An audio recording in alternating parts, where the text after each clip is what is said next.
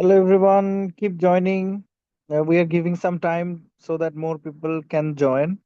After that, we will start.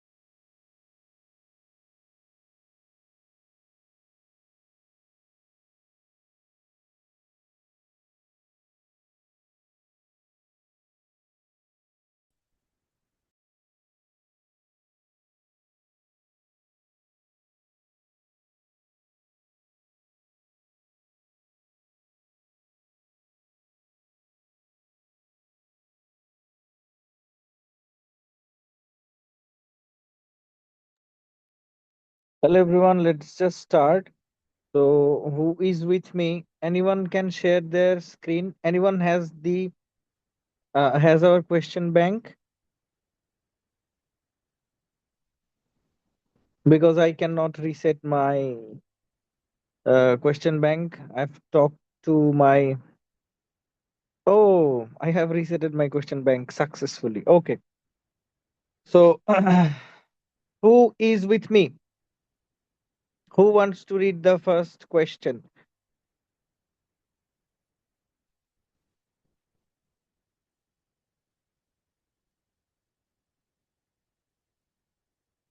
Hello. Who wants to read the first question?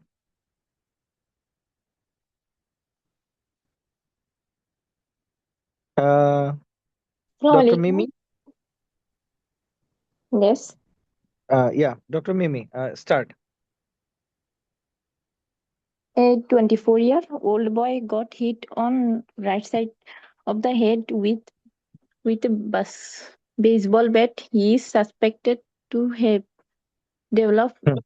developed a extradural hematoma. The vessel Yes. responsible for it enters cranium via Okay. uh, foramen Read the options. spinosum, foramen lacerum, Hmm. foramen rotundum, foramen Yeah. ovale, foramen magnum, Okay, what's your answer? foramen spinosum. Great. Now, you tell me that what's the vessel responsible? Middle meningeal artery. Great. And it's a branch of? Branch of Maxillary artery. maxillary. Yeah. Yeah, great. Maxillary Hmm. artery. So, Maxillary artery branch of external carotid artery. Okay. yeah, great. So, this is a very important question. Very important question. And you will have questions from these points, like the points I said. Okay. Branch of maxillary artery and middle meningeal artery and foramen spinosum. Very, very important. So you remember these 3 points always.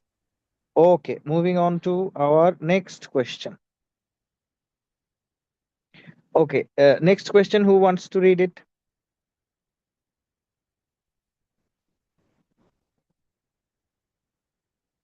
Anyone?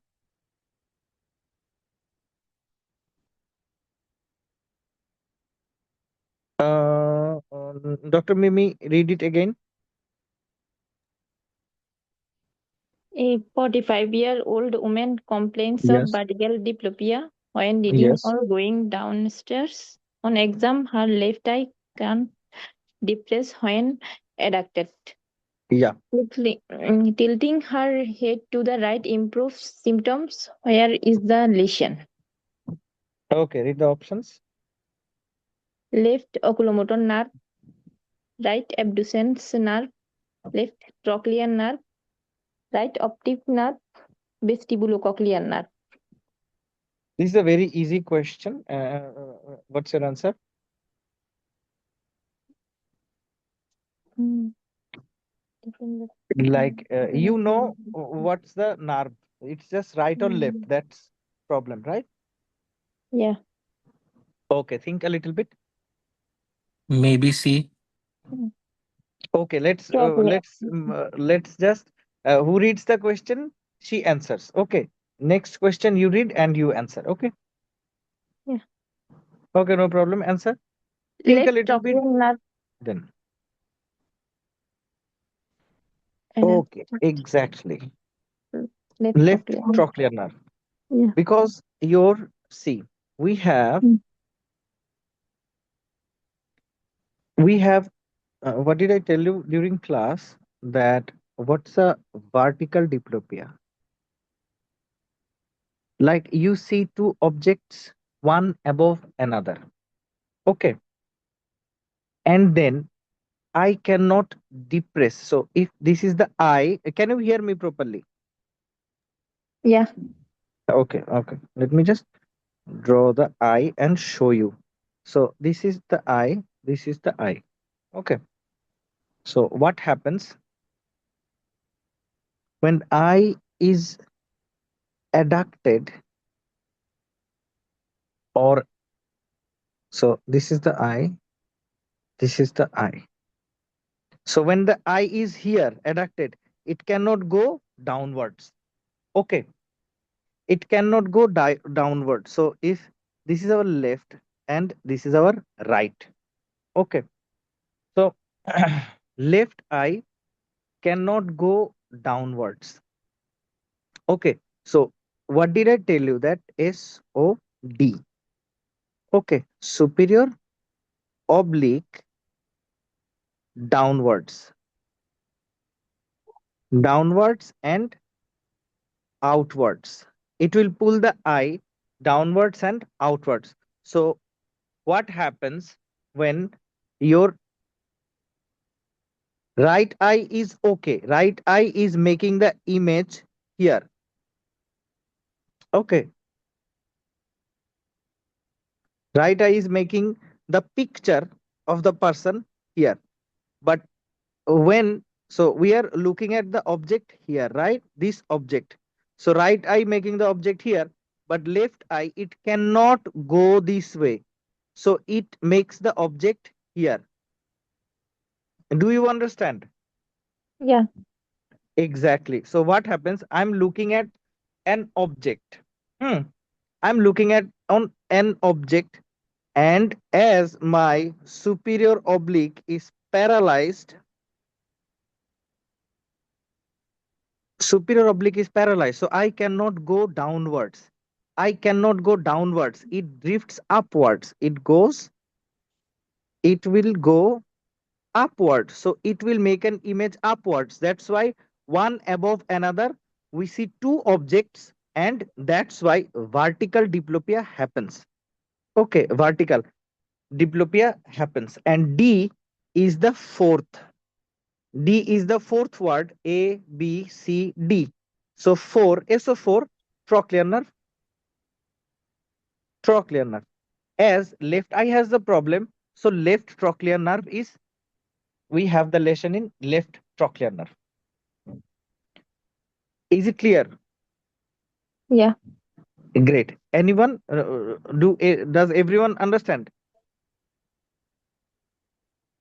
Just say okay. If you have a question, you can ask anyone. If you didn't understand, tell me again.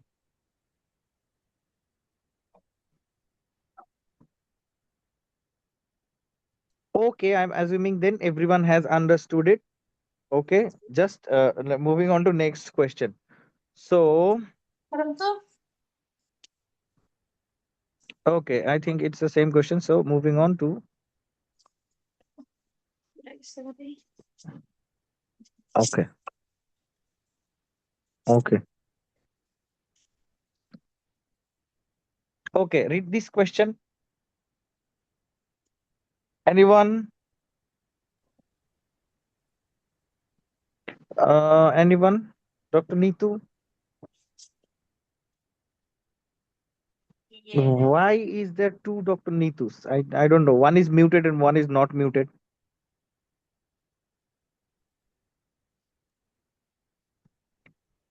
Anyone else wants to read the question? Bhaiya, I would like to read the question. Great. So this is a very easy question. Read it. So A you will be reading next two questions because you got lucky. Okay.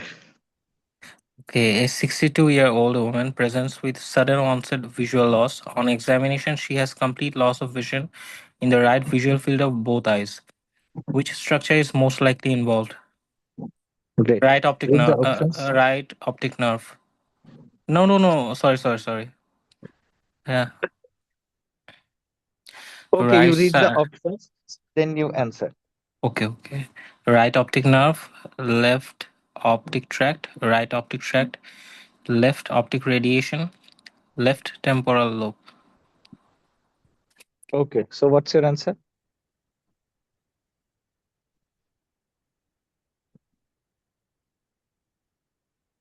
Right optic tract, Okay. Let's. What did you say? right optic tract, CC. Okay. So it's just your maybe you missed it. Okay, maybe you missed it. Let me just show you. So now read it again. A So what's your 62 point? What's your point of choosing right optic tract?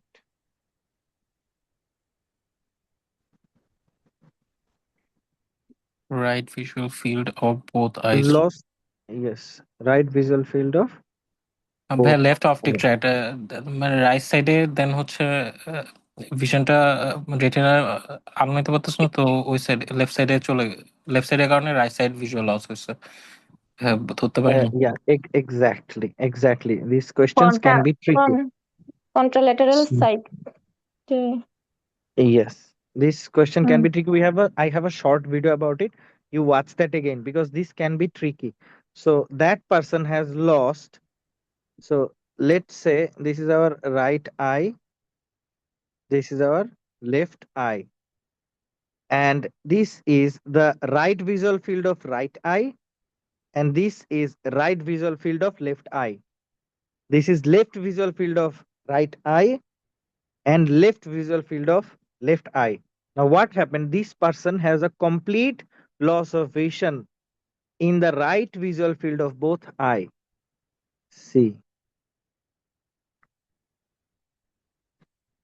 this side right and this side right. So, what do we say? This kind of visualization. So, these two look same. Same means homo, right? Okay. So, same looking anopia, homonymous, but it this is not anopia, this is half anopia. So hemi anopia, right? So we call it right homonymous hemianopia. And I would say that you just watch the video. So short I'm just shortening it, that if we have right homonymous hemianopia, we will have lesion in our left optic tract, or whole of our left optic radiation, right? Whole of our left optic radiation or left optic tract. Okay.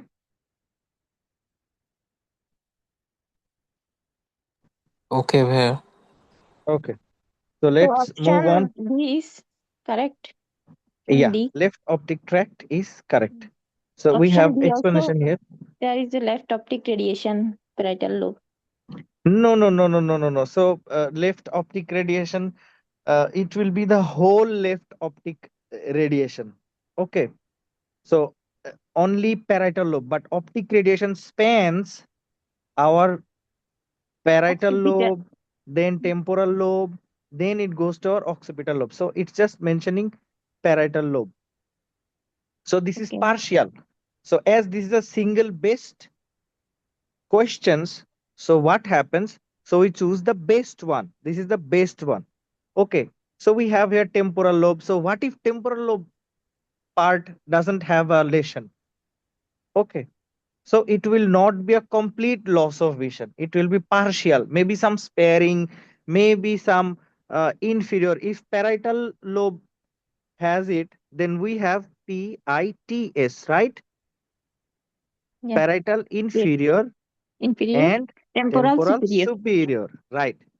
So we will have inferior quadrantopia and superior quadrantopia, right?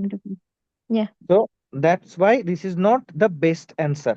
The best answer would be our left optic tract. Okay. So moving on to our next Thank you. question. Okay.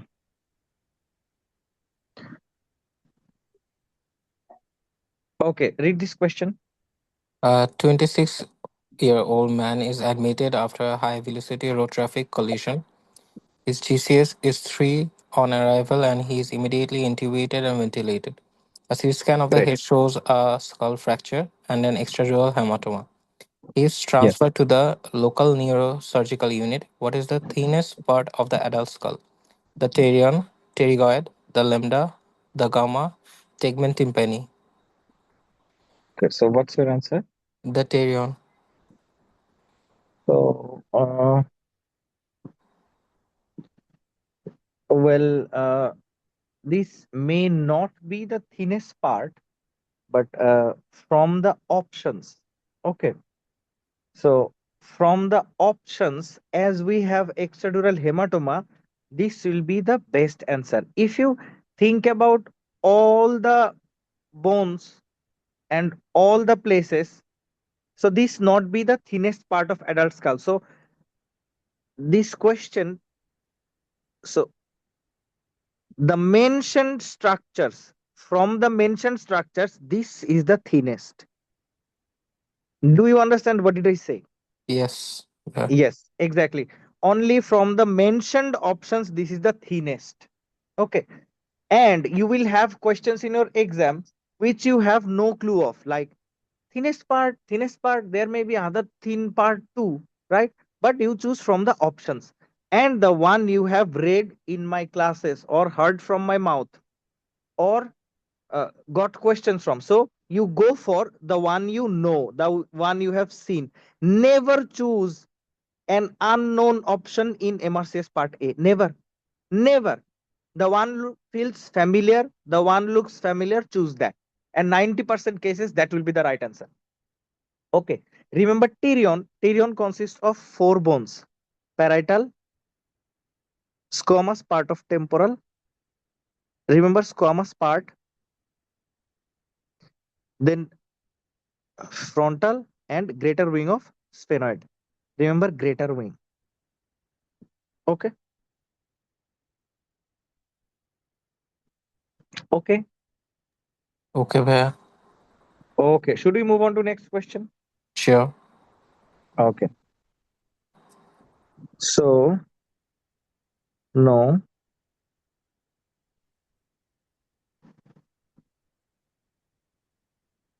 Okay. Read this question, please.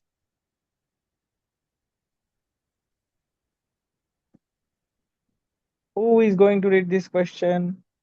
A 66-year-old man is brought to the ED with sudden onset right-sided weakness and loss of sensation in the face and arm, but his leg is spared. He has aphasia and difficulty repeating sentences. Which artery is most likely affected? Okay. Read the options. Right anterior cerebral artery, left middle cerebral artery, right posterior cerebral artery, left posterior inferior cerebral artery, left anterior Okay. inferior cerebral artery. Okay. So, what's your answer?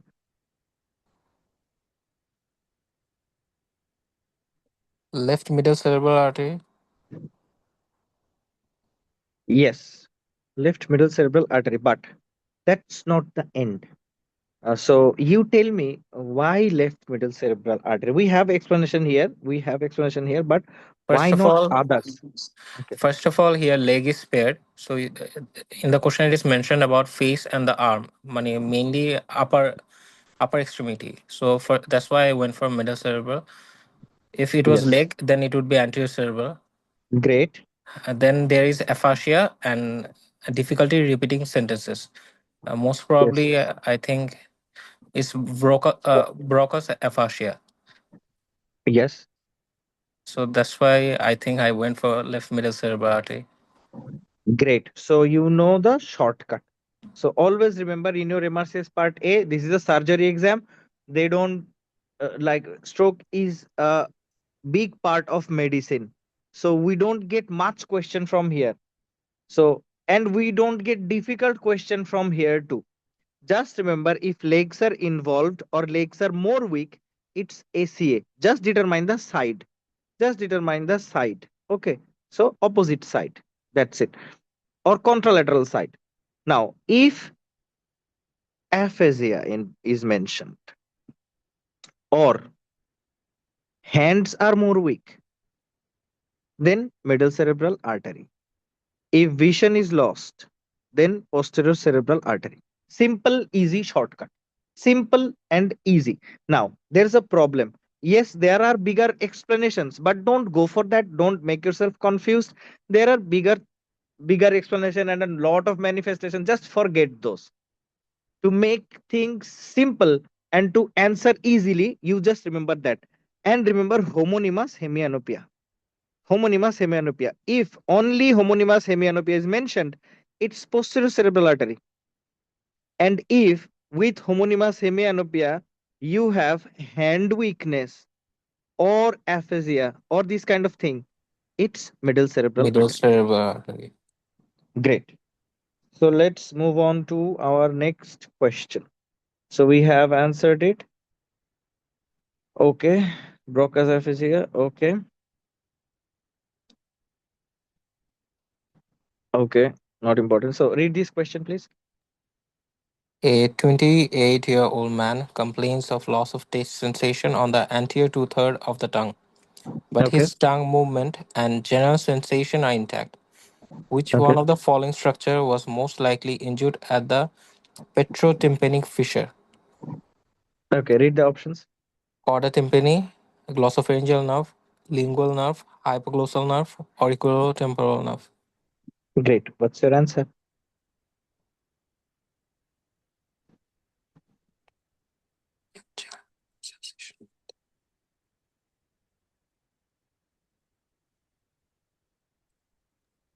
Or the timpani. Chorda tympani, most probably. Chorda tympani. Yes. Be confident. Okay. So whatever you choose once and then never change your answer, even if it's wrong. Okay. So what happens? That's how you learn. Okay. So don't worry about it. So what's Okay, the bro. clue? What's the biggest clue here? Of course, loss of taste sensation, Loss but of with taste that, sensation. yeah, petrotympanic fissure. Petrotympani. I got confused at that point. Petrotympanic fissure, then chorda tympani. Yeah. See, all these things, they don't come out. They don't come out through petrotympanic fissure.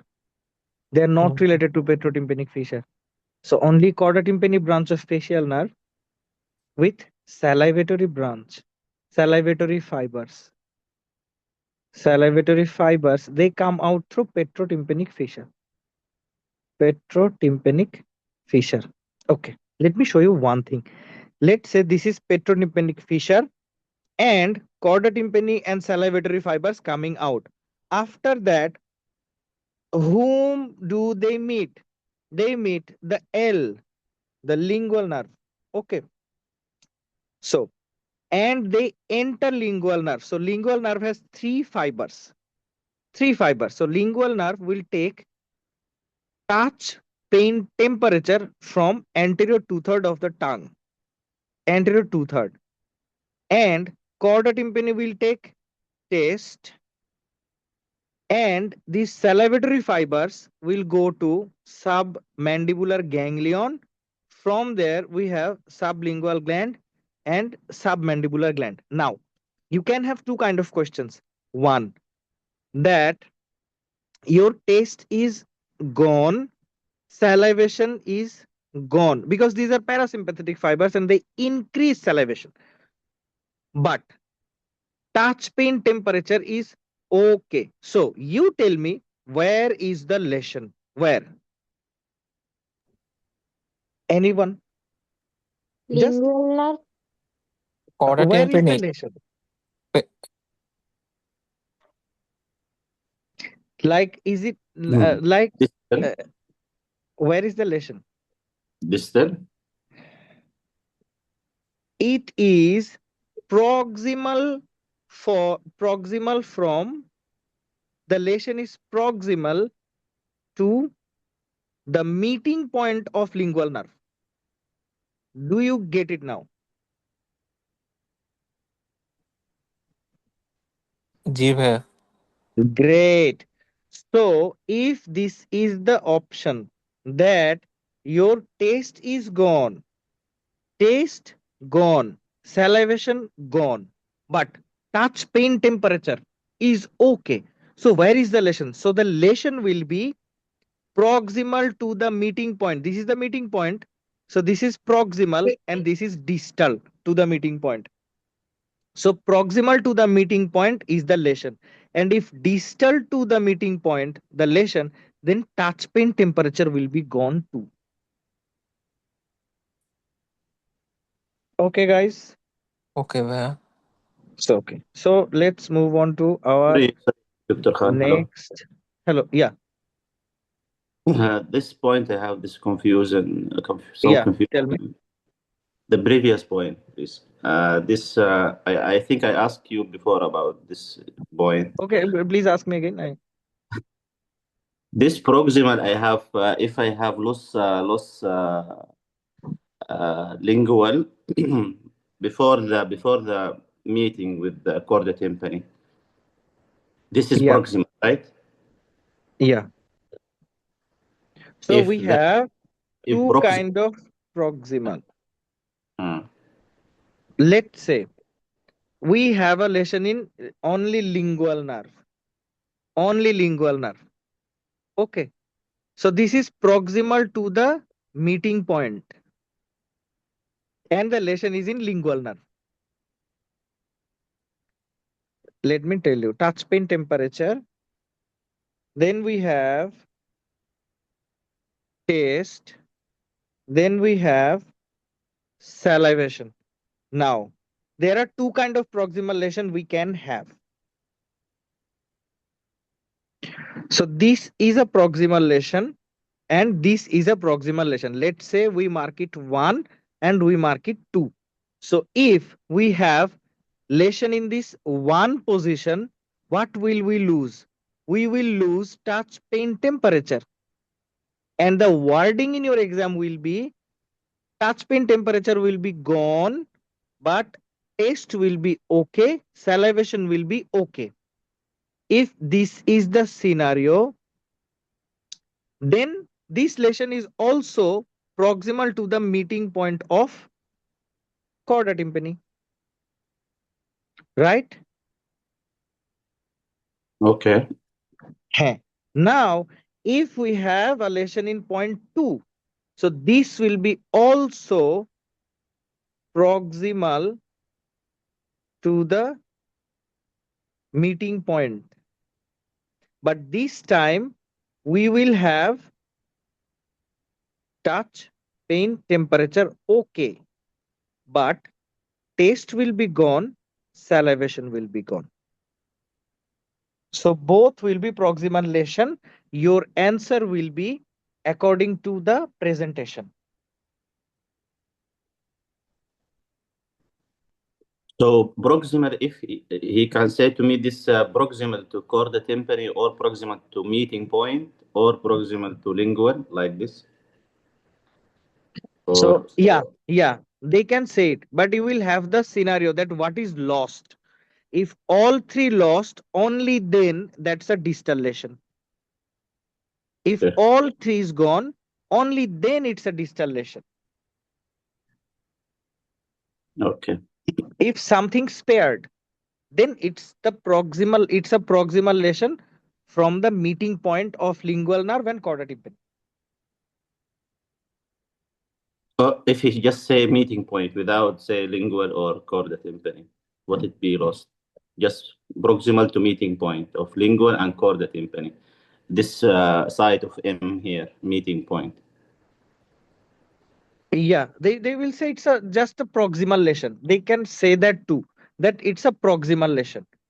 But only in proximal lesions you have spared, like touch pain temperature, okay, taste and Mm. salivation gone, or touch pain temperature gone, or taste and salivation is okay.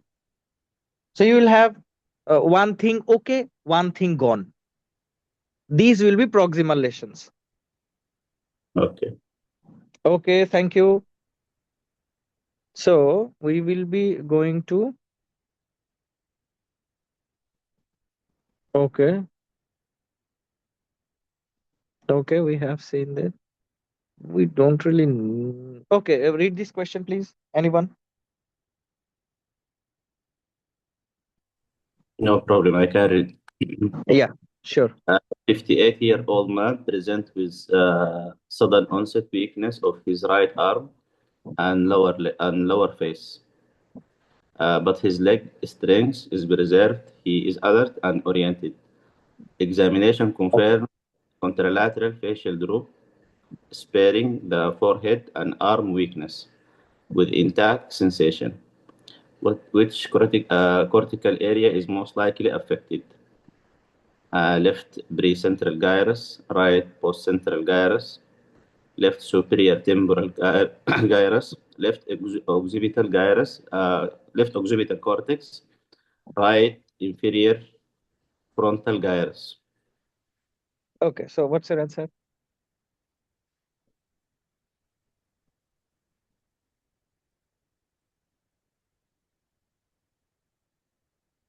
This is motor loss. Yes, with So it intact sensation. intact sensation. Yeah, So either post-central gyrus. Uh, this is motor gyrus, yeah, yeah, and motor gyrus. examination confirmed contralateral facial drooping, sparing weakness. I think um,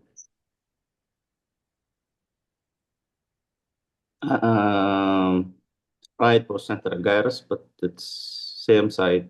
Uh, So do you want to think again? I want, I want. Okay. Okay, Uh, so let's just choose it. And this is a motor deficit. We have explanation here. So this is a motor deficit. So it's we don't have any sensory loss. Okay. So left motor central. precentral, yeah. So left precentral gyrus controls contralateral voluntary motor function. Okay. Contralateral voluntary motor function. And postcentral gyrus, our sensory cortex. And it's in the wrong side, not right. So this is not the right option. Then again, left superior temporal gyrus, it controls our auditory and language area. You can say Varnick's area. Varnick's area. Okay. And left occipital, we all know occipital deals with vision. And inferior frontal gyrus, it's just Broca's area. So this is you can say that as this is a motor deficit, it doesn't really make sense. E. Okay. So we have here motor weakness with intact sensation. So motor cortex, we will choose motor cortex. Okay. Then face and arm involved, legs paired. So it's most likely would be lateral portion of the motor homunculus. What do you say? It? Lateral portion of motor homunculus. And as its right-sided weakness, the lesion would be in left hemisphere. Okay. So left precentral gyrus would be our best answer here. So these are a little bit tough questions. They don't generally give these questions in exams, but sometimes they give. Okay.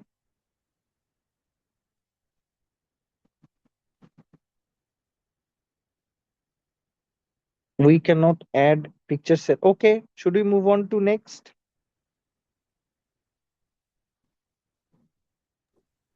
Okay, Bhaiya. Okay. So let's move on to our next question. So, okay. So next question. Read this question, please. A 41-year-old man presents to the neurosurgical department with seizures after a 1 month history of headaches. Okay. Subsequent investigation shows a meningioma. An Okay. HT1 doctor assists during the resection of the tumor, and during the dissection, the dural partitions of the brain come into view. Which one of the dural folds separate cerebrum from cerebellum? Fox cerebelli, Okay. tentorium cerebelli, fox Yes. cerebri, the Yes. diaphragmatic sella, pyometer. Yes. Okay. So what's your answer? Tentorium cerebelli. Great. So this is our answer. That's tentorium cerebelli. We have written down all of this. Let me just tell you in short that fox cerebri will separate two cerebral hemispheres. Let me just write it. So it will separate two cerebral hemispheres. Okay.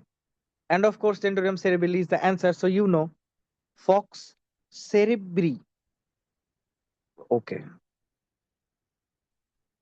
Guys, I think I have mixed out cerebri and cerebelli. Let me write it down. So this is the cerebri one. So fox cerebri will separate to cerebral hemisphere. So this is cerebelli. So this will separate to cerebellar hemisphere. Diaphragma just covers the pituitary gland. Okay. And pyometer is not a dural fold. We all know it's just a meningeal layer. Okay. So this is an important question. Sometimes they give these questions. Okay, next question. Anyone who wants to read it? Anyone? I will. Yes, please. A 62-year-old man presents with hoarseness, dysphagia, loss of gag reflex, and shoulder droop. Imaging Okay. reveals a skull-based tumor compressing multiple cranial nerves. Which foramen is involved? Foramen Okay. ovale, jugular foramen, foramen rotundum, stylomastid foramen, and foramen spinosum. Okay. So what's your answer?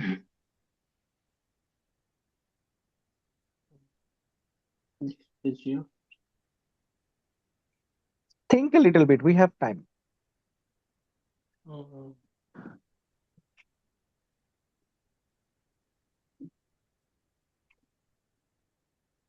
I seem to have forgotten which goes through which, but This is very normal. We all forget which goes to which foramen.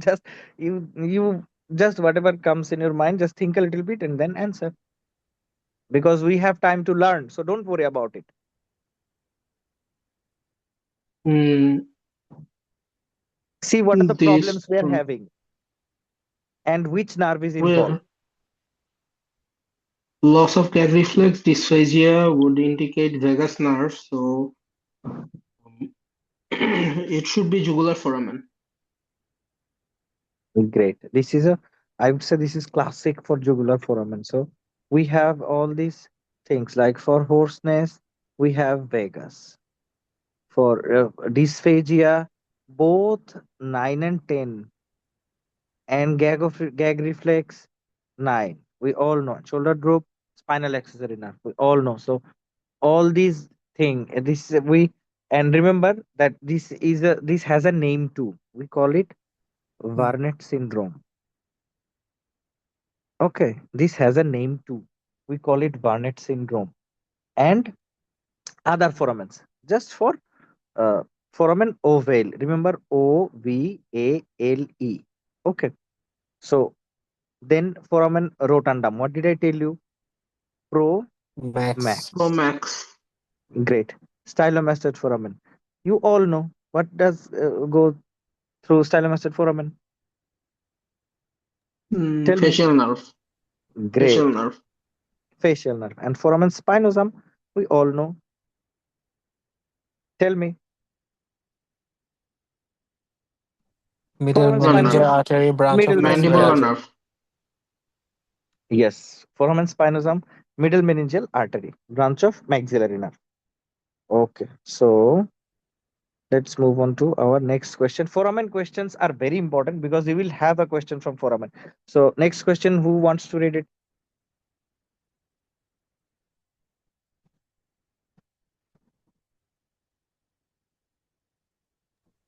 Anyone? A 35-year-old woman has severe facial pain localized to the mid face and upper lip. Imaging shows a lesion compressing a cranial nerve as it passes through the sphenoid bone. Which foramen transmits this nerve? Foramen rotundum, foramen ovale, jugular foramen, foramen magnum, foramen spinosum. Okay. So what's your answer? First, first Foramen determine ovale, which nerve is involved. Foramen rotundum. First determine which nerve is involved here. Superior. Trigeminal nerve. Maxillary division of trigeminal nerve. Great. promax, So foramen rotundum. yes. So this will be your answer. So first you have to determine which nerve is involved. Okay. So then we Okay. decide which foramen is involved here. Okay. So remember maxillary nerve has three divisions. I mean trigeminal nerve. Where is my let me write it down. Trigeminal nerve has three divisions, right? V1 ophthalmic, V2 maxillary, and V3 mandibular. Okay. So V1 mainly will supply your forehead, your scalp, and upper eyelid. Just generalized, I'm telling, because in class I have told those more specifically. Okay. So maxillary will supply your mid face, lower eyelid, cheek, upper lip, bilabial branch. And we all know upper teeth with alveolar branch, superior alveolar nerve. Okay. So upper teeth and mandibular, of course, lower lip, chin, jaw, and of course, motor to mastication, motor to mastication, and of course, lower teeth, right? Lower teeth. And then we have lingual nerve too. We are not going there right now. So ophthalmic, maxillary, mandibular. So pain, where is the pain? So mid face and upper lip. So we have it here. So mid face is here, upper eyelid is here. So mid face and upper lip. Where is upper lip? This one. Here is upper lip. So mid face and upper lip is in our maxillary division. That is V2. Okay. So V1 goes through superior orbital fissure. Okay. V2 goes through foramen rotundum, maxillary, promax. Okay. Protundum. I call it protundum. protundum, maxillary nerve. And V3 foramen ovale. V3 goes through foramen ovale. So you will have questions from here. Okay, so remember it. So let's move on to next question. Who wants to read this question? Anyone? May I? Yeah, sure. A 26-year-old man presents to the ER after being struck in the temple with a baseball. He rapidly loses consciousness, then awakens briefly, and then deteriorates. CT scan shows a lens-shaped hemorrhage, which foramen transmits the injured vessel responsible. Okay, read the options. It's foramen spinosum. Great. This is, everyone knows the answer now, and I'm happy all of you know the answer. Now you tell me what's the significance of foramen lacerum? Foramen lacerum above it, internal carotid artery passes. No, that's why I asked. Thing is that nothing passes with it, nothing. That's the significance. So if this is foramen lacerum, internal carotid artery is a content of carotid canal. It will go above foramen lacerum. Yeah, I So, told it's yeah, not through it. yeah, Yeah, great, yeah, great, it passes straight. great. So let's move on to our next question. Read it. May I? Yeah, sure. A 45-year-old man undergoes resection of a tumor in the infratemporal fossa. Postoperatively, he has difficulty chewing and decreased sensation over the anterior two-thirds of the tongue. General only, which foramen most likely damaged during surgery. Okay, so read the options. Foramen spinosum, ovale, rotundum, jugular foramen, stylomastoid foramen. So what's your answer? May I give the answer? Ovale, Yes, sure. ovale, Uh, I think it should be stylomastoid foramen. Yes, it should be Um, stylomastoid foramen, I think. ovale. yeah. Okay. Anyone? Okay. Let's go with who was reading the question? Me, Dr. Ujma. Yeah, Dr. Ujma. What's your answer?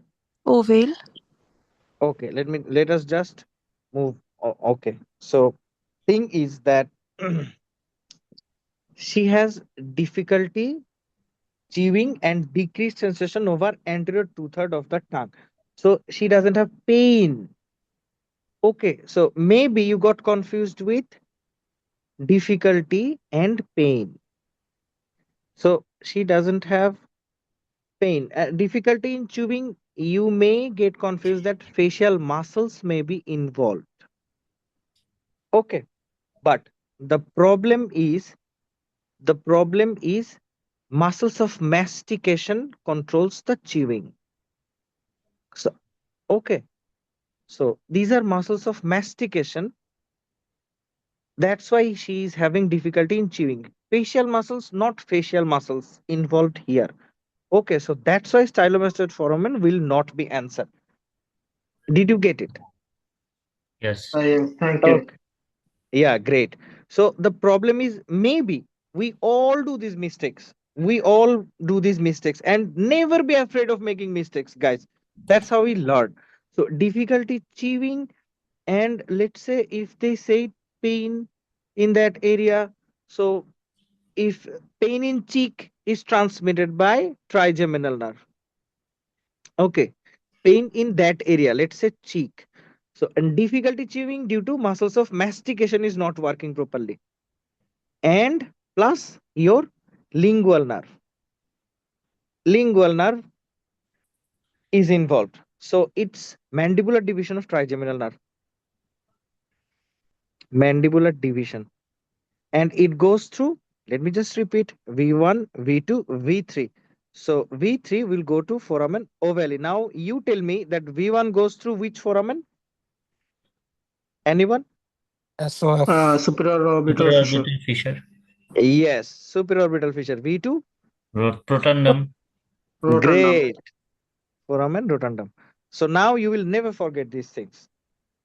Very, Thank you. very good. And next question. Anyone who wants to read it? May I? Yeah, sure. A 6 year old boy presents with morning headaches, vomiting, and papilledema. Great. CT shows enlarged lateral ventricles, but a normal third and fourth ventricle. Which one Okay. of the following structure is most likely blocked? Okay. Interventricular foramen of Monro, cerebral aqueduct, foramina luschka, Hmm. foramen of Magendie, Okay. subarachnoid villi. Okay. So what's your answer? Interventricular foramen of Monro. Okay. What's your supporting point My regarding supporting this point answer? here is here the enlarged ventricle is the lateral ventricle, but the distal, that is third and fourth ventricle, it remains normal. If the answer was supposed to be cerebral aqueduct, it would have been between third and fourth ventricle. But as lateral ventricles are enlarged and it is between third and the lateral ventricle, so I think interventricular foramen of Monro will be the answer. Great. This is awesome. This is awesome. So some people have not some people, like everyone has some question about non-communicating and communicating hydrocephalus. So we have added here a good big explanation. So I cannot explain all of it now. So it will just unnecessary lengthen the session. So just I will tell you that from this question, you read this part. You read this part because these days they are giving communicating and non-communicating hydrocephalus sometimes. Okay. So let's move on to next question.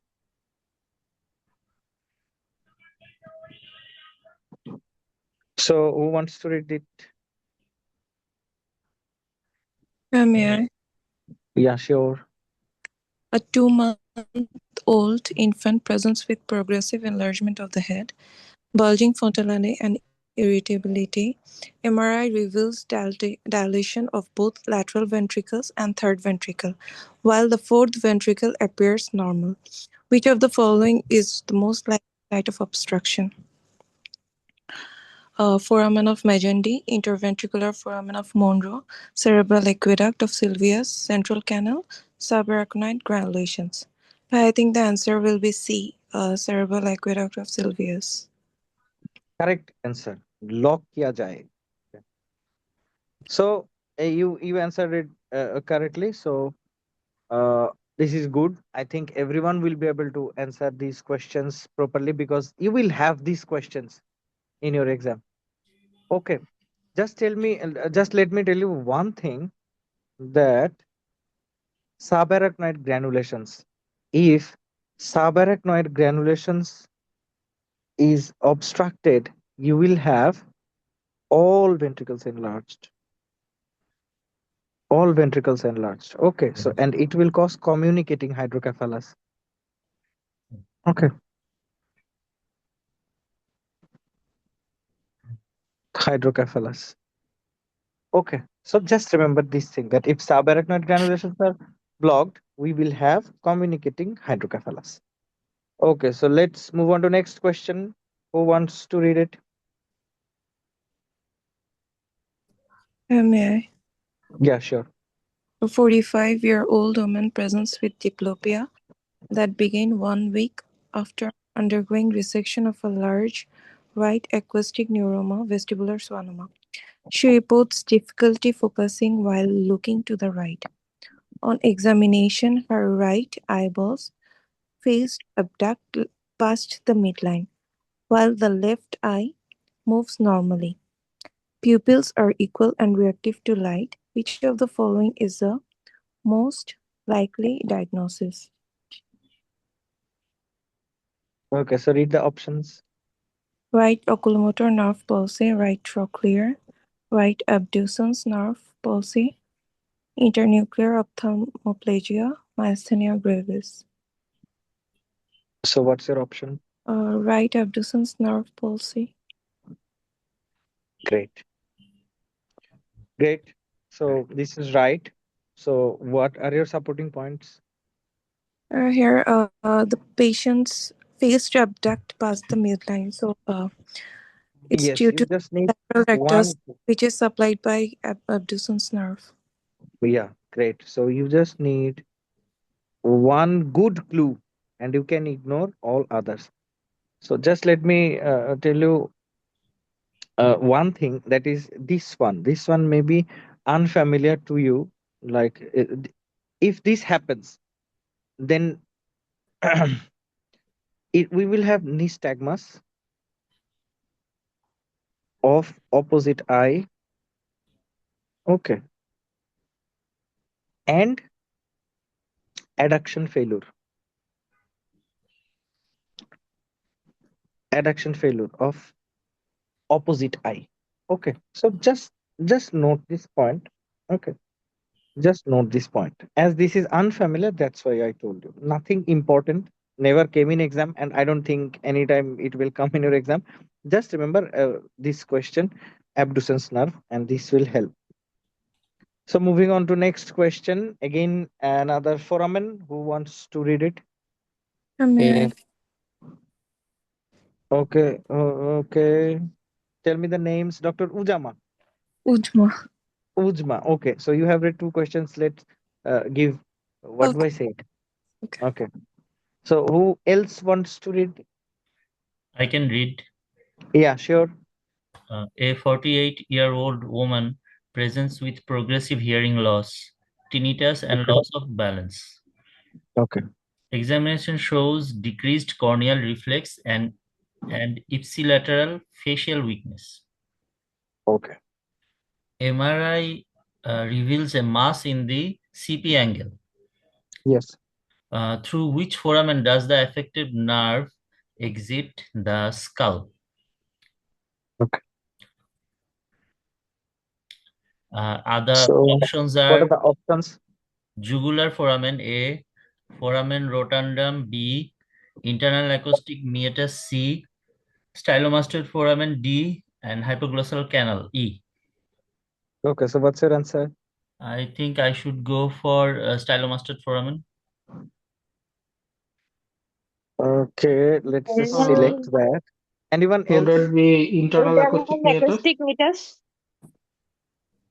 Should we change the answer? Who read the question? Um, Due What to do you think? hearing loss, Whatever you say, tinnitus, we will loss of answer. balance. Should we keep the answer or change? I will stick to my answer. Okay. Let's just stick to the answer. But okay. Let's just explain why. Okay. See, here we have progressive hearing loss, right? Let me just write it down so it becomes clear for everyone. Never be afraid to make mistakes. Never. This is a platform to learn. Okay. So it's just we have progressive hearing loss, tinnitus. Okay. So this goes for our vestibulocochlear nerve, right? Nerve number 8. Then we have loss of balance. And that also goes for our nerve number 8. Okay. Then we have decreased corneal reflex. So these goes for our cranial nerve 5. Okay. Because of afferent limb. Afferent limb. Okay. Then we have ipsilateral facial weakness. And that we know that this is facial nerve. That's why maybe you chose stylomastoid foramen. So this is our facial nerve 7. Okay. And we have a mass at CP angle, and this is a classic for our vestibular schwannoma. Okay, so we have 8, we have 7, we have 8, and we have cranial nerve 5. Okay, But yeah, would you explain the afferent limb part of cranial nerve 5, please? corneal reflex, right? Corneal reflex. We have a short video about corneal Oh, reflex. This is my a bad. long. My bad. Okay, okay. So this is a long discussion. So I will share the link and you just watch that short video. Okay. So all these, like we know that facial nerve, then we have eight and it goes through internal acoustic meters. Okay. It goes through internal acoustic meters. Okay, guys, let's move on to our next question. Here we have an explanation. Here we have an explanation that these two are going through this, and as we have it in the angle, it can compress your trigeminal.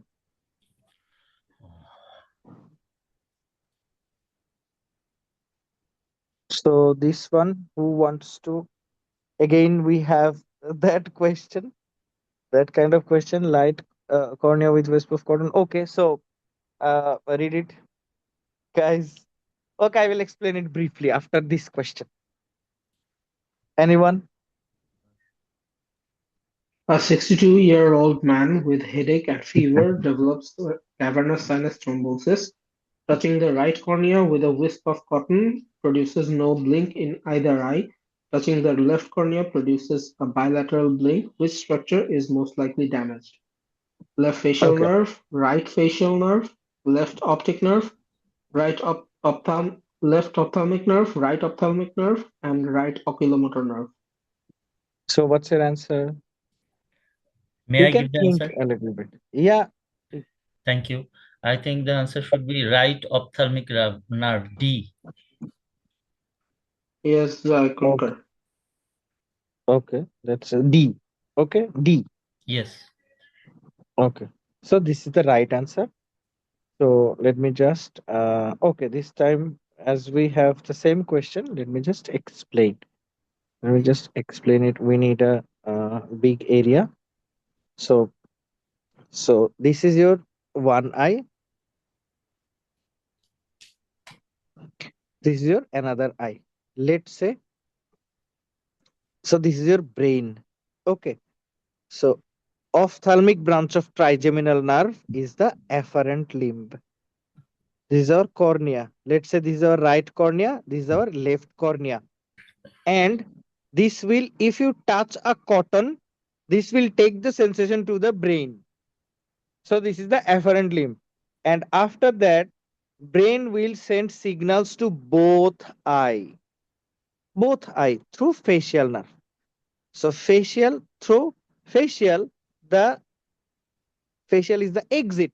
So this is the efferent limb. Efferent limb, simple.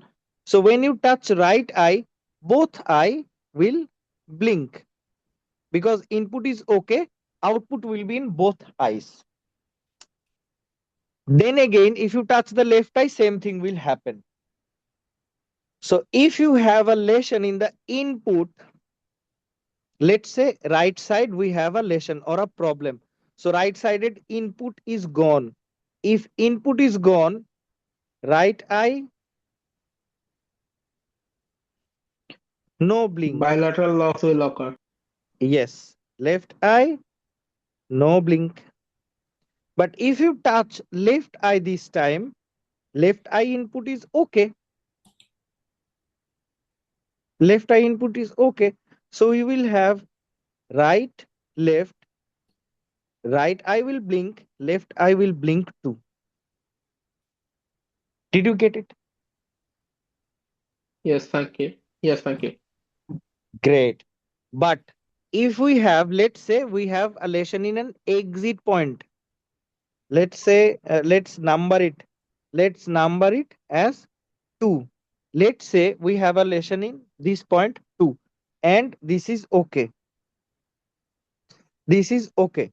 So let's say we touch the right eye. We touch the right eye. So what will happen? Right eye will blink. But this output is gone. So left eye will not blink. Right? Right. Again, Unilateral when you, loss. yes, again, when you touch the left eye, this time also right eye will blink, but left eye this time also will not blink. Will not blink. So you tell me where is the lesion? If so, now if the question is that left eye has no blink at all, so what will be the answer? Where is the lesion?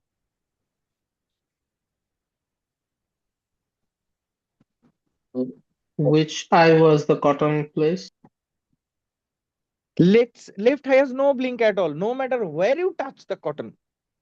Okay, so you touch left eye doesn't blink. You touch right eye, left eye doesn't blink, but right eye always blink. Mm. Then left side Then there efferent will limb be is in the facial damaged. nerve, efferent limb, Which side? Left side. on the Great. left side, Yes. ipsilateral. So left side, left side, left efferent facial branch will be injured. Now, let's say we touch cotton in left eye. Okay. When we touch cotton in left eye, let me just, okay,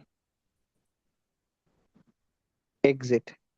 When we touch cotton in left eye, okay, both eye blink. But when we touch cotton in right eye, no eye blinks. So where is the lesion? Right afferent. Right efferent. Exactly. So now the lesion is in right afferent. So this is a trigeminal nerve lesion. That means V1, ophthalmic branch of trigeminal nerve, is injured. Okay, guys. So let's move on to our next question. Mm, okay. So now you answer. Anyone read this question? May I? Yeah, sure. 70 years old has Seventy. loss of pain, temperature, and touch over the entire right Okay. face. Wait. I see a different question. What's your question number? 33. Oh, I'm saying 32. Are all of you seeing 33? No, I'm seeing 32. No, I'm in the 32. Okay. So read the question from the screen. okay. Okay. Mhm. A 45 years old woman has facial drop and cannot close her right eye. Light touch to either cornea trigger left eye blinking but no blink on the right. Which nerve is impaired? Okay. Read the options. Right, right V1, 5 1 Okay. So, nosociliary, left okay. 1 nosociliary, right Okay. facial nerve cranial 7, left facial nerve cranial 7, right abducens nerve cranial 7. Uh, Okay. Think a little bit, then answer. Here answer will be mm, right facial nerve, right facial nerve cranial 7. Okay. Let's select this one. So this is the right answer. Congratulations. You get a chocolate. Anyway. So Um, what's your supporting point? my supporting point, uh, as here mentioned, ipsilateral lesion. Okay. Uh, uh, blinking, blinking on that side. Uh, Yeah. Okay. So here the sensory no input blinking is in that intact. side. As no blinking in that side must be right side will be the answer. Yes. Exactly. So right eye cannot blink at all. Okay. So the thing is that your right And eye cannot blink at all, no matter where you touch. I have a question, sir. Yeah, sure. Here where the blinking side is not mandatory. I mean, Blink. side is not mandatory. Yeah, side is mandatory in case of your, let's say, let me show you again a little bit. See, if right eye does not blink at all, does not, according to this question, right eye doesn't blink at all. That means when you touch your cotton into your left eye blinks and right eye doesn't blink at all. When you touch your cotton in the right eye, again input is okay. So left eye blink again, but right eye doesn't blink at all. So right sided facial is injured. Okay.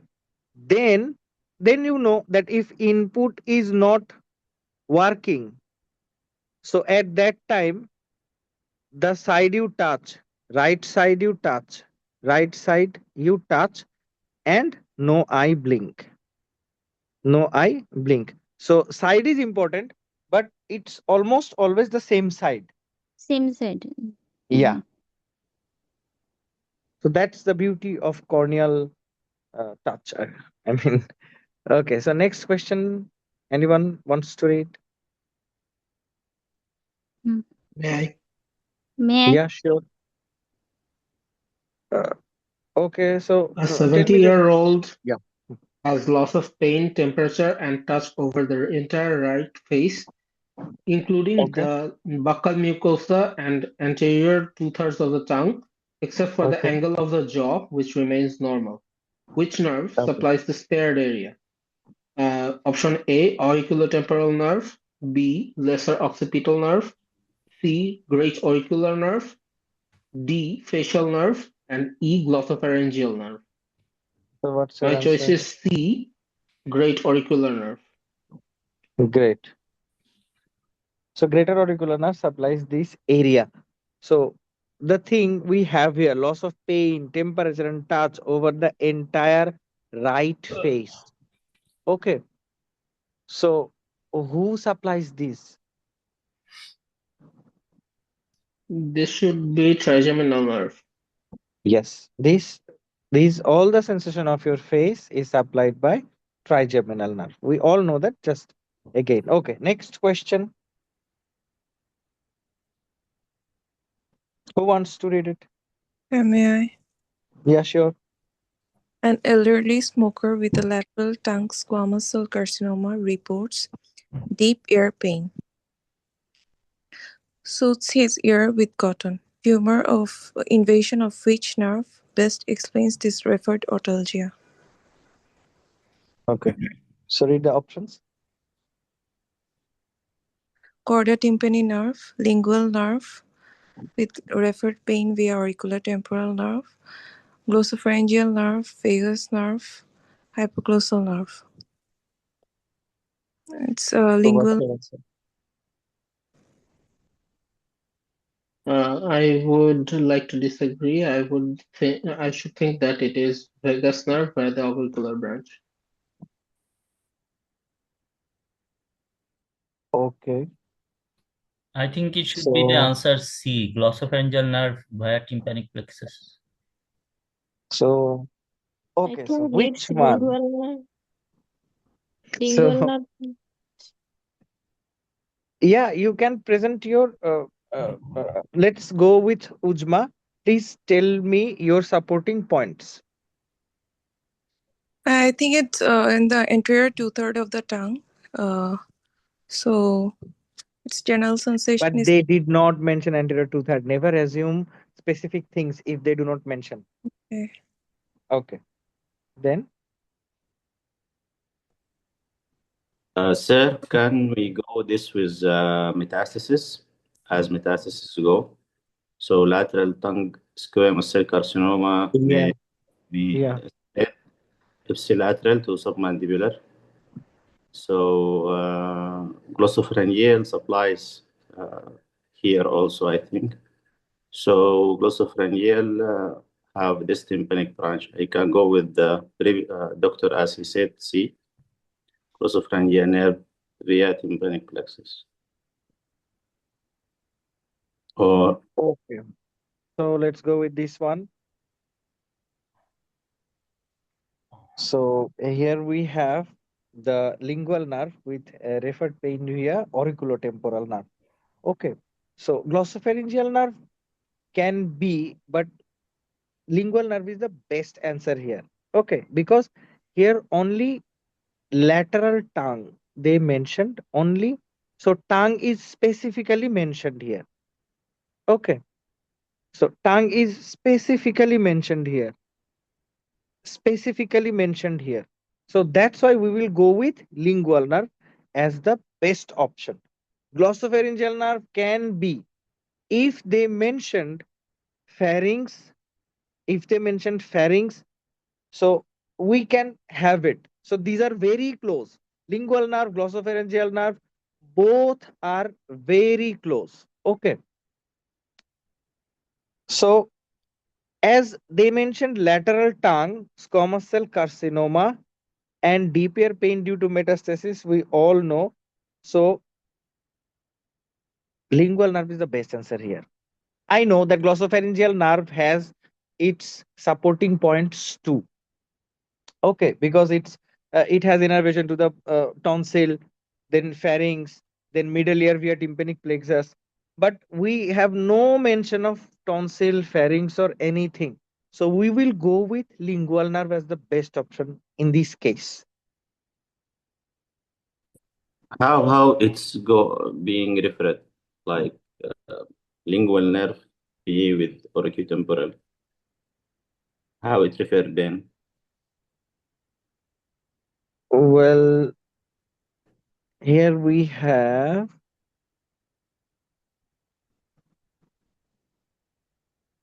Okay, so as we know that lingual nerve and auriculotemporal nerve both are the branch of our mandibular division, which is mandibular division of trigeminal nerve. So this can cause ear pain, but may not deep ear pain, but this can cause ear pain. Okay, so as it's lateral tongue lesion, we will go with lingual nerve as the best answer. But this is another right answer too. Okay, sorry guys. This is another right answer too. But the in my opinion, the best answer will be lingual nerve. Okay, guys. Okay, Okay, let's move on to our next question. I can read this. Yeah, sure. 9-year-old with facial pain and vesicular rash has lesions on the tip of the nose, along with the nasal dorsum. Which nerve branch carries cutaneous sensation from this area and predicts possible corneal involvement? Infraorbital nerve, zygomaticofacial nerve, long ciliary nerve, external nasal branch of the anterior ethmoidal nerve, V1 Okay. nasociliary, nasopalatine nerve, Okay. So what's your answer? tip of the nose, external nasal branch of the anterior ethmoidal nerve, anterior. Great. So this will be our answer because tip of the nose is supplied by external branch of the anterior ethmoidal nerve. Okay. So this is a like this is a classic sign. You know, this is a classic sign. We call it Hutchinson sign. Why this? Okay, let me just make it a little bold. We call it Hutchinson's sign. Okay. So here we have tip of the nose and vesicular rash. nasal dorsum. So infraorbital nerve, we know that it supplies cheek, upper lip through labial branch.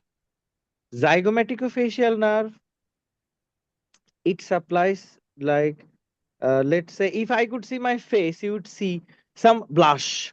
Like you see people blush, the area women used to give blushes, that exact area is supplied by zygomaticofacial nerve. And long ciliary nerve produces corneal sensation. So like long ciliary nerve, in fact long ciliary nerve supplies your pupil, sympathetic supply. Okay, sympathetic supply. And nasopalatine nerve supplies your nasal septum. So just to remember these points. So it might help in one way or another. Okay, let's just move on to our next question. This is a very short question. Anyone wants to read? A 34-year-old sustains an orbital floor fracture. He Yes. reports numbness over the lower eyelid, upper lip, and above the nose. Which nerve is Yes. injured? Okay. Buccal nerve, infraorbital nerve, mental nerve, auriculotemporal nerve, external nasal nerve. Option So is what's your B, answer? infraorbital nerve. Option B. Great. So we'll go with infraorbital nerve. We all know that this area, that lower eyelid, upper lip, aloe of the nose is supplied by infraorbital nerve. So can you tell me mental nerve, what which part it supplies? Upper lower lip, lip, Lower lip, gene, and the lower mental. lip. Yes, lower lip. Lower lip is supplied by mental nerve. And do you Mhm. remember what did I say about mental nerve? How Dental, does it dental nerve become? becomes mental. Yes, exactly. You must remember that, you Yes. must remember that mandibular division of trigeminal nerve will give two nerves. One will be in front of the mandible, like inside of the mandible. Lingual nerve. Yeah. And one will enter the mandible. And they ask questions about it. That's inferior alveolar nerve. Inferior alveolar nerve. And it will enter the mandible. And when it enters the mandible, it will come out through mental foramen, and the dental nerve will become mental nerve and supply your lower lip. They ask this question: which nerve enters the mandible? Okay, let's. Okay, this is a very short question. Let's read some big questions. You can solve it by yourself. Okay, let's read this one. Who wants to read it? Okay, I am May reading.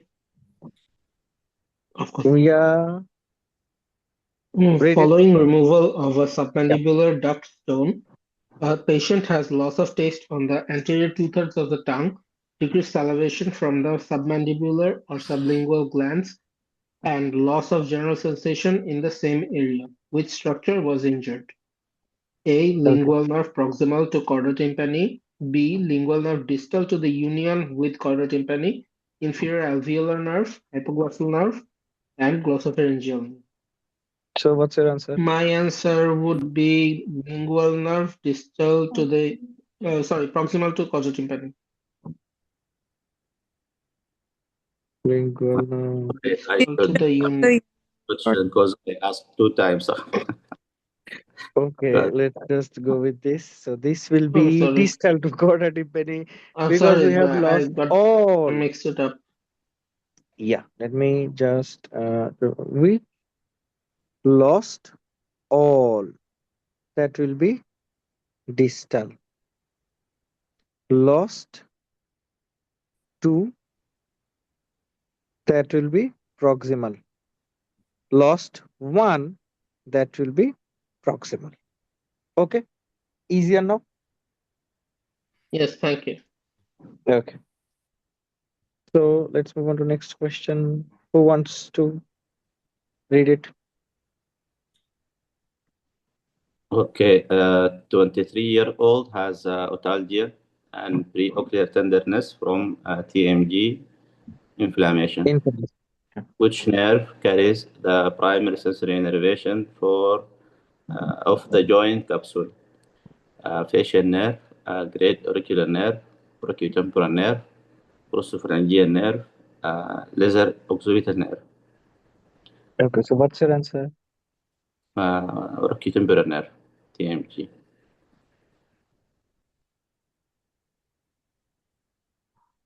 Okay, so this is auriculotemporal nerve because we all know all others, they really doesn't make sense. You already know where others supply. So you can just answer it very easily. Just tell me where lesser occipital nerve supplies. Anyone? Behind the ear. Great, great. Always remember this thing that behind the ear and medial surface of the ear are not the same thing. Those are two different things. You get confused. That's why I just mentioned it.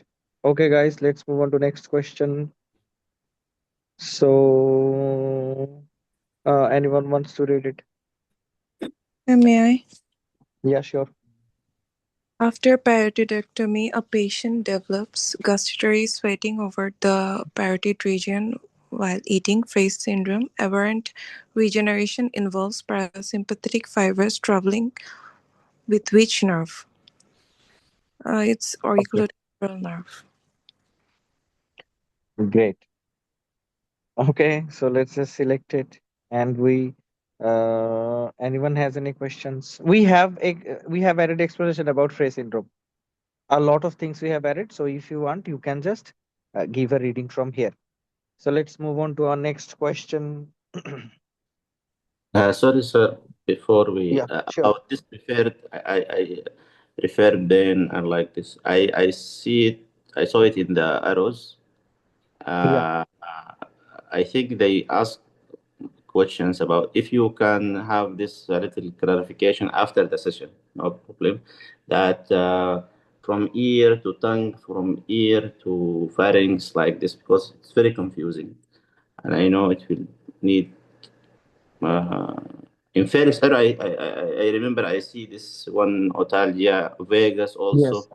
Yes. also glossopharyngeal, also Yes. now this lingual. So just Yeah.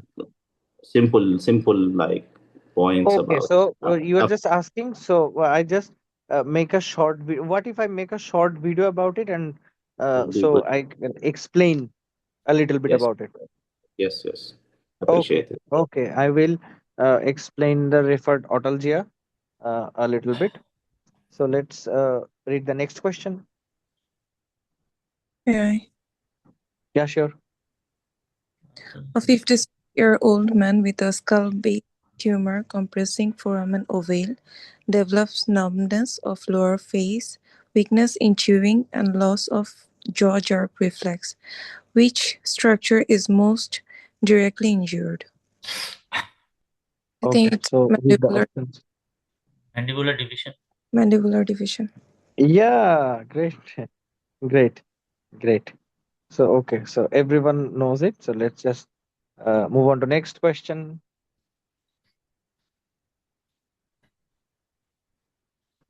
Who wants to read May it? I? Yeah, sure. Patient complains that ordinary sounds seem uncomfortably loud and boomy, especially while chewing. Which muscle denervation best explain this? Nerve to Okay. stapedius, levator veli palatini, tensor tympani, tensor veli palatini, and salpingo pharyngeus.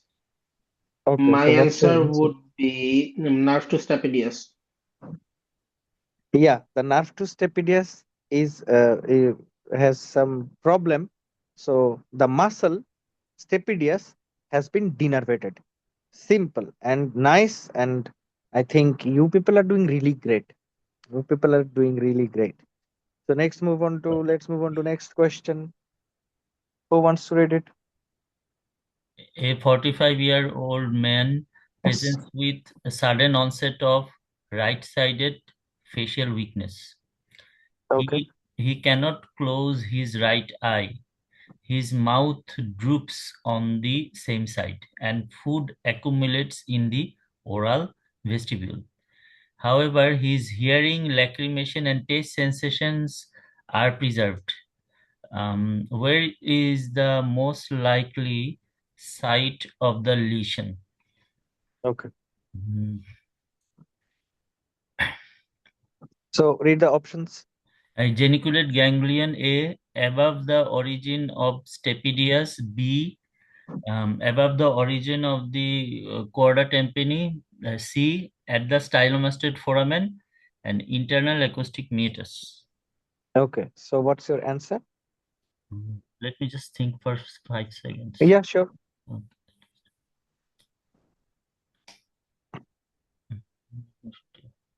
At the stylomastoid foramen. Okay. So tell me your supporting points. Well, the question says is he's hearing nerves to stapedius, lacrimation, um, uh, and taste sensation. Chorda tympani, they are preserved. So the Yeah. lesion should be down below. Yeah, exactly. So the lesion is down below. So Finally. what? Great. So what do? You just draw a line. This is our geniculate ganglion GG, and before that, stylomastoid foramen.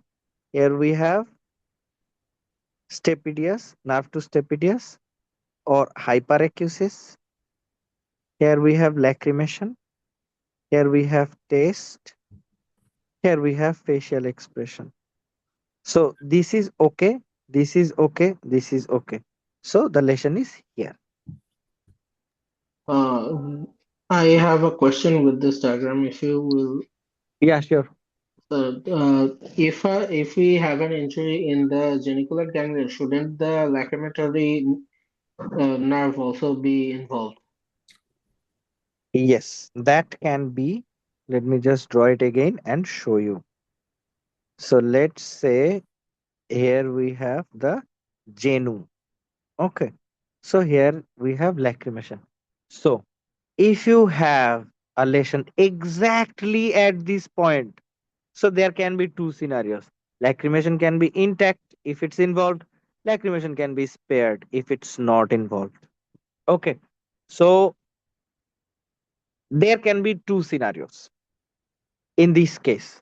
So in your exam, you will always have either proximal to geniculate ganglion or distal to geniculate ganglion. So you get only one scenario, because if the lesion is exactly at geniculate ganglion, the scenario, the presentation can differ from person to person. If the nerve is totally involved, then of course lacrimation will not be there. If that's not involved, only some other branches are involved. So this can happen. So in your exam, so you'll have either proximal or distal lesion. Okay. So it varies. Now, if they say, like, how will be the question? We have to imagine it a little bit. So if they say that lacrimation is intact, you always go for distal to geniculate ganglion. If you don't have that option or any option below, then you select geniculate ganglion. Did you get it? Yes, of course. Thank Yes, you. because from the options you have to choose the best option. They can give it that you have a lesion in geniculate ganglion, but lacrimation can be intact if the lesion is small and it has not involved your GP or greater petrosal nerve. Okay. Okay, Yes, guys, thank let's you. move on to great. So let's move on to our next question. Tell me.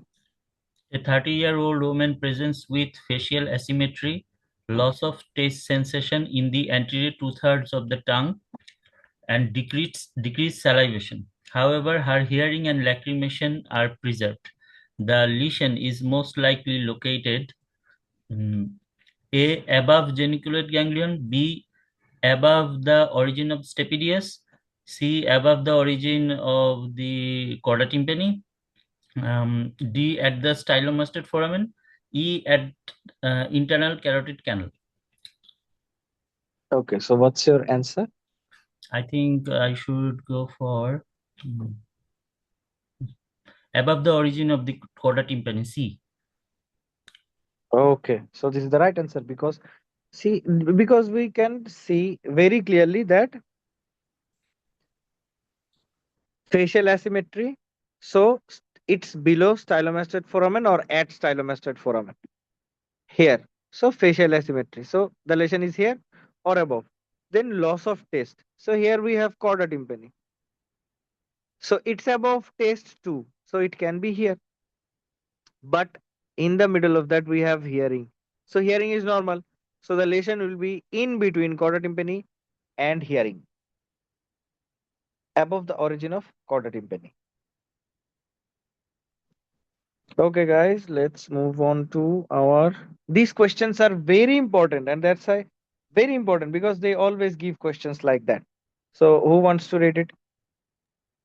May I? Nine. Yeah, sure. Mm, okay, I'll read. Okay. A 22-year-old woman complains of loss of taste on the anterior two-thirds of her tongue and decreased salivation. She has no facial weakness or hearing problems. Which branch of the facial nerve is most likely damaged? A. Greater Okay. petrosal nerve. B. Nerve to stapedius. C. Chorda tympani. D. Auricular branch. E. Temporal branch. Okay. So, what's your answer? So my answer would be on the chorda tympani branch because she has loss of taste and decreased salivation, but otherwise no motor weakness or hearing problems. So it would be on the chorda Yes. tympani. Great. So, you people are very clear about your answers, and that's a very good thing. And that's a very good thing. Okay. So, should we move on to next question? Who wants to rate it? May I? May Yeah, sure. Anyone? Tell me your names, please. Mm, yeah, Ujma. Yeah, Ujma, read it. A patient presents with right-sided facial weakness and complains that sounds seem abnormally loud in the right ear. Taste Yeah. and vision are intact. Which branch of the facial nerve is most likely affected? It will be Okay. stapedius. Yeah, exactly. This was a very easy question. So, next question. Who wants to read it? May I? May Priya? Sure. I? I'm sorry, I'll let Dr. Uzma speak, please. No, you can read it. No problem. Okay. A 28-year-old woman with Lyme disease presents with acute facial paralysis. She cannot wrinkle her forehead, close her eye, or smile on the affected side. Which of the following would best differentiate a peripheral facial nerve lesion from a central stroke lesion?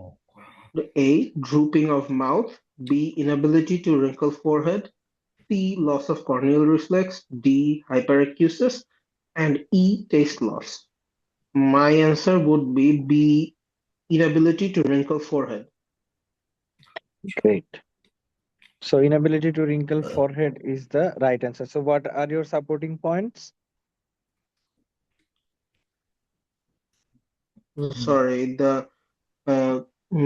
case of UMNL lesion, there is an inability to wrinkle the upper side of the forehead, but in case of the uh, lower motor neuron lesion, the whole side is affected. Not the whole side, just the lower third is affected. Lower part is affected. Okay. So, anyone has any question?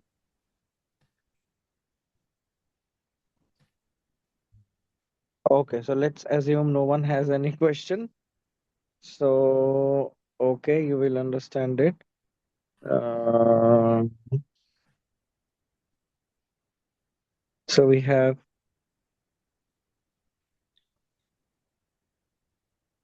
Okay, read this question, please. A patient presents with dysphagia and loss of taste sensation in the posterior third of the tongue. Which additional deficit would you expect in glossopharyngeal nerve injury? Okay. So read the options. Loss of corneal reflex, hyperacusis, loss of salivation from parotid gland, loss of lacrimation, loss of sensation from anterior two-thirds of the tongue. Okay. So what will be your answer? C, loss of salivation from parotid gland. Okay. So loss of salivation from parotid gland. So can you tell me what else we could give here? That what are the other deficits?